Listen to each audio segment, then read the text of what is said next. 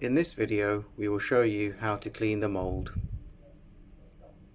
If there's any wax or debris on the mould itself, give it a wipe with some tissue or a wet wipe. If you find that there's wax in the tubing itself, remove the mould from the hearing aid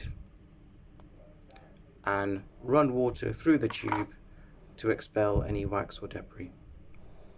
Alternatively, you can leave it to soak. It's very important that you dry the mould completely before reattaching the hearing aid, otherwise this could cause water damage.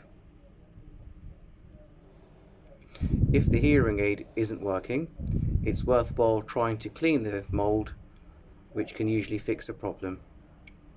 It's also important to clean one mould at a time. That way you won't get the left and right hearing aids mixed up. So that is how you clean a mould.